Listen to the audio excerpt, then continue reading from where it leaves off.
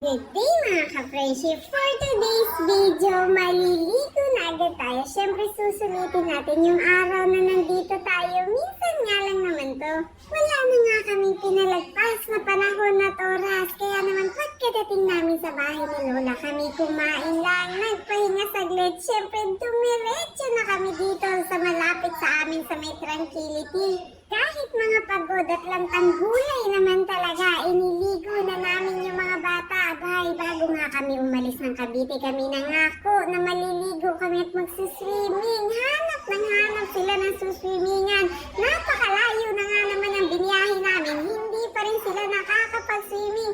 Kaya kahit kami pagod, dumiretso na nga kami dito para makaligo. Kalata ni ate siya si Marimar. Ayun si Pulgoso, baga, lapitan mo. Sabi magsuswimming pero nakadress. Ay, iba naman talaga si Madam. Tuwang-tuwa naman talaga ang mga bata. Maganda nga po maligo dito sa malapit sa resort sa bahay ni Lola. Kasi ang buhangin po dito ay pinong-pino naman po talaga at napakasarap niya sa paa. Kaya kapag pumupunta kami dito, sumasaglit din kami ng pagligo dito. Medyo masama nga lang ang panahon at pabugso-bugso nga po ang ulan, pero hindi naman umulan sa mga oras na to. Malakas lang talaga ang hangin, kaya medyo maalon, pero at least makakaligo ka talaga. At shout out daw sa BFF ng ate Duday ko at nakafollow nga daw po sa amin, kaya shout out naman sa'yo. Nalimot ko yung pangalan. Pagpasensyahan niyo po ulit ang background at medyo nag-i-enjoy nga ang ating mga kalalakihan sa pagkukwentuhan, kaya napakaingay naman talaga nila. Kahit malakas nga po ang hangin dito, hindi po siya ganun kalamig, promise. Iba talaga ang dagat. Outfit check muna tayo. Ay, mali yata. Bill check muna tayo. Pagdating talaga sa liguan, walang kapaguran ang mga bebe ko. Kaya naman tuwang-tuwa. Ang sabi nga namin, dito lang sila banda sa malapit. Gawang malakas nga po ang alon ngayon. Pero feeling ko, hindi lang din naman ang mga bebe ko ang nag-enjoy. Pati ata yung mga matatanda. Safe naman pong maligo dito kasi mahaba naman po yung dagat niya na mababaw lang. Kaya safe na safe sa mga alon. Ang sarap nga po maligo dito. Gawang napaka-pino nga po talaga ng buhangin niya. Kulay brown lang po talaga at napakalinaw po talaga ng tubig niya. Makikita niyo po yan kapag hindi nga umaalon. Kapag kasi maalon, yung mga buhangin ay nasasama naman talaga. Nakita niyo po yung buhangin niya. Ang sarap po talagang tapakan. Dahil wala nga po kaming magawa dito at nagkalat nga yung mga halamang dagat na napadpad dito sa may pangpang. Gawa nga po sa lakas ng hangin dun sa may karagatan. E di napagtripan namin ang mga halamang dagat na to ipunin para makapalinis naman. At least habang naglilinis kami, nag-e-enjoy din ang mga bata. Parang naglalaro lang.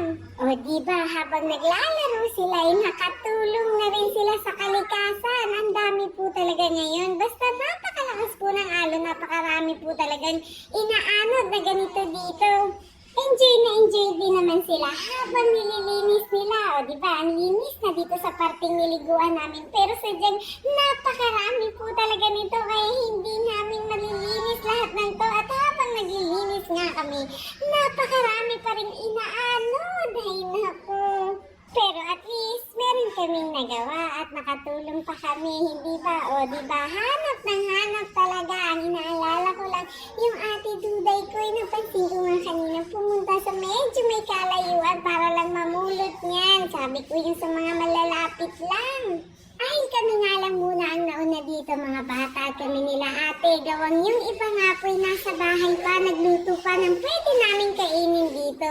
Kaya kami nag-aabala-abalahan muna habang nag-aantay sa kanila. Dahil wala nga rin pong magawa, medyo may kalawakan na talaga yung nalilinis namin, hindi pa. Ang mahalaga naman nag-enjoy din talaga lahat ng mga bata. O pati si Raisa mo, diba tumulong na rin sa paglilinis. Ang gagaling naman talaga, mga very good ang mga bebe ko.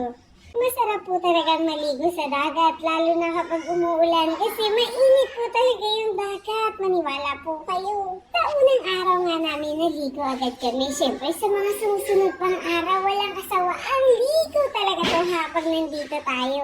Ay siya, sige, ligo lang ng ligo. Tignan ko talaga kung hindi kayo manawa sa ilang araw nating pagliligo. Walang uuwi hanggat hindi nangingitim naman talaga ang lahat. Susundin nga lang namin si Lola kaya kami naparito. Pero syempre sayang din naman ang binyahe namin ng pagkalayo-layo kung hindi tayo maliligo at susulitin yung mga araw natin dito, di ba?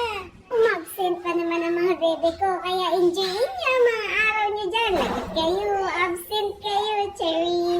Ay siya, hukay talaga kayo ha. Ang sabi nila gagawa daw sila ng sandcastle. Pero ano gaya yung ginagawa mo ate? Bahay gaya ni Patrick.